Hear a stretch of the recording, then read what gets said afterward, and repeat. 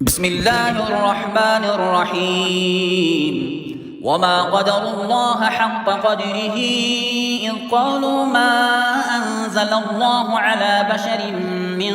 شيء قل من أنزل الكتاب الذي جاء به موسى نورا وهدى للناس تجعلونه قراطيس تبدونها وتخفون كثيرا وعلمتم ما لم تعلموا أنتم ولا آباؤكم قل الله ثم ذرهم في خوضهم يلعبون وهذا كتاب أنزلناه مبارك مصدق الذي بين يديه ولتنذر أم القرى ومن حولها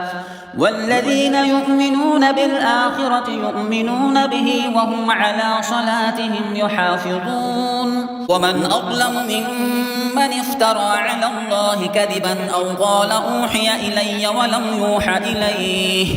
ولم يوحى إليه شيء ومن قال سأنزل مثل ما أنزل الله ولو ترى إذ الظالمون في غمرات الموت والملائكة باسطوا أيديهم أخرجوا أنفسكم اليوم تجزون عذاب الهون بما كنتم تقولون على الله غير الحق وكنتم عن آياته تستكبرون ولقد جئتمونا فرادا كما خلقناكم أول مرة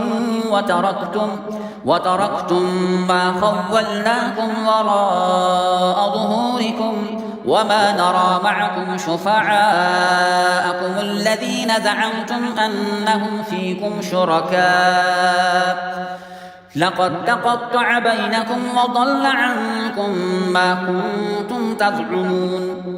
إن الله خالق الحب والنوى يخرج الحي من الميت ومخرج الميت من الحي ذلكم الله فأنى تؤفكون فالق الإصباح وجعل الليل سكنا والشمس والقمر حسبانا ذلك تقدير العزيز العليم وهو الذي جعل لكم النجوم لتهتدوا بها في ظلمات البر والبحر قد فصلنا الآيات لقوم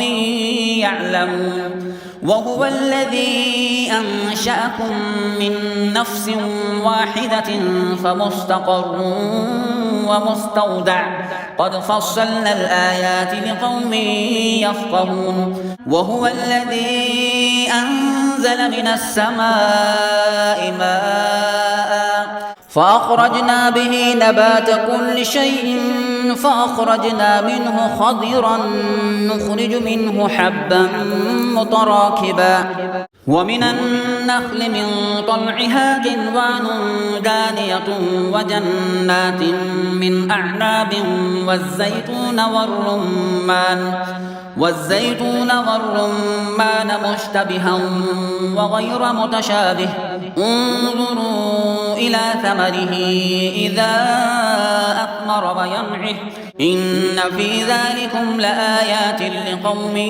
يؤمنون وجعلوا لله شركاء الجن وخلقهم وخرقوا له بنين وبنات بغير علم سبحانه وتعالى عما يصفون بديع السماوات والأرض أنى يكون له ولد ولم تكن له صاحبة وخلق كل شيء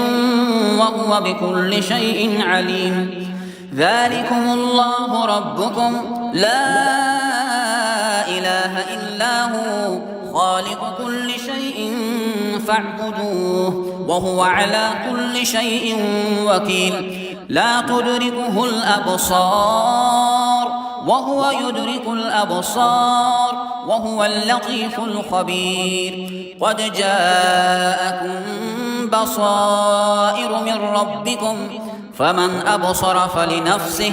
ومن عمي فعليها وما أنا عليكم بحفيظ وكذلك نصرف الآيات وليقولوا درست ولنبينه لقوم يعلمون اتبع ما أوحي إليك من ربك لا إله إلا هو وأعرض عن المشركين ولو شاء الله ما أشركوا وما جعلناك عليهم حفيظا وما أنت عليهم بوكيل ولا تصبوا الذين يدعون من دون الله فيصبوا الله عدوا بغير علم كذلك زينا لكل أمة عملهم ثم إلى ربهم مرجعهم فينبئهم بما كانوا يعملون وأقسموا بالله جهد أيمانهم لئن جاءتهم آية ليؤمنن بها قل إنما الآيات عند الله وما يشعركم أنها إذا جاءت لا يؤمنون ونقلب أفئدتهم وأبصارهم كما لم يؤمنوا به أول مرة ونذرهم في طغيانهم يعمهون.